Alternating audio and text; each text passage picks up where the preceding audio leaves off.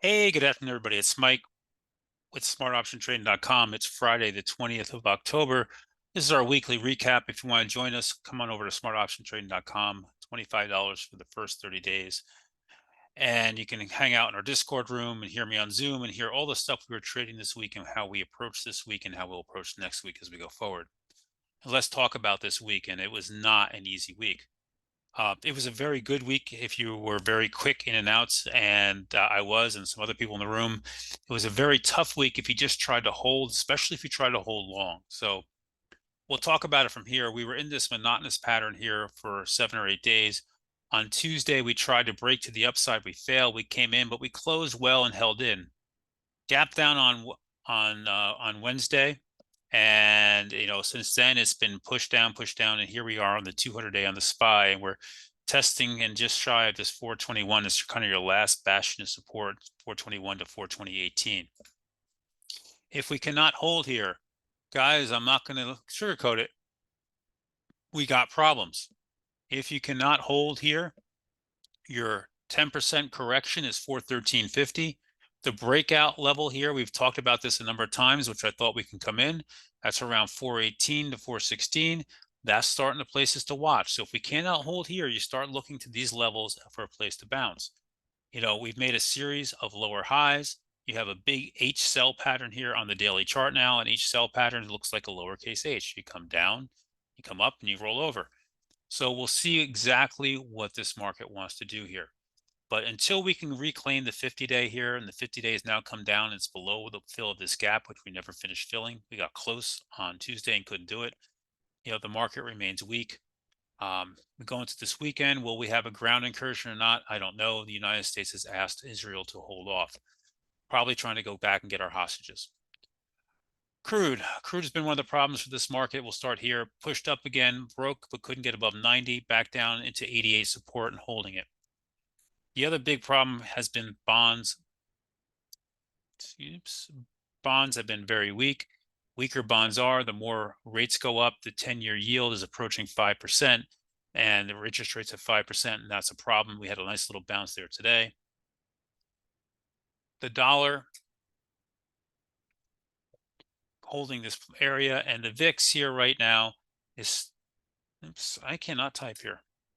The VIX here is closing outside the Bollinger Band with 20 minutes to go. This still remains then a risk-off environment. When the VIX is outside the Bollinger Bands, it's considered to be a risk-off environment. We're still there right now. We'll see how this plays. All right, what else? Let's talk this week. What was there to do this week, and what did we trade this week? And honestly, in and out of a lot of different names this week based upon the action.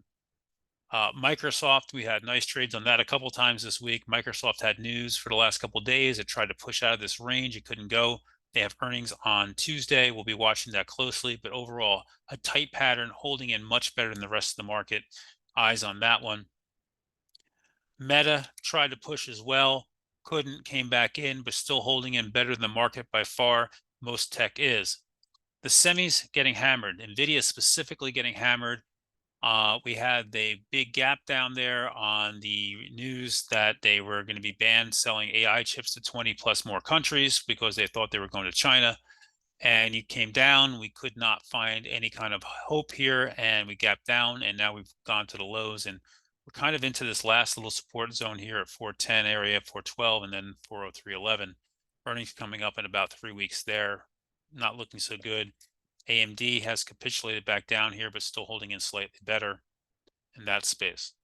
The banks have been weak. Despite good earnings, the banks have rolled over. They took out the recent lows. JP Morgan, even one of the better reports, not looking so good. Caterpillar's been destroyed this week. Just absolute carnage under the covers in some of these names. Boeing continues to bleed down. It's hard to find a lot that looks good out there. Amazon, still holding better than most. Same thing with Google, holding better than most. We got earnings on both of those next week. Netflix had, I call it a Goldilocks report. It was probably one of the best reports we've seen out of them in a while. Nice growth. Can they continue this? I don't know. By the way, as we're sitting here, GM, November 10/32 calls, 5,000 plus opening coming in, guys.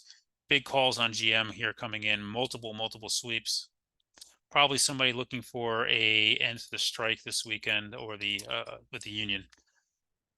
So we'll see what we get here. I'm long some I traded Netflix after hours, had a great trade on it, traded the last couple of days, still sitting in some shares that I've trimmed here, and it still just looks good. I like this chart. This is one of the names I want to be in.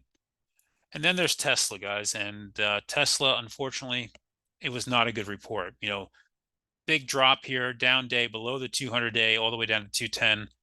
And, love or hate Musk, on the conference call, he said, it's going to be hard to keep selling cars with interest rates at 8% for cars. He's right. He's absolutely right about that.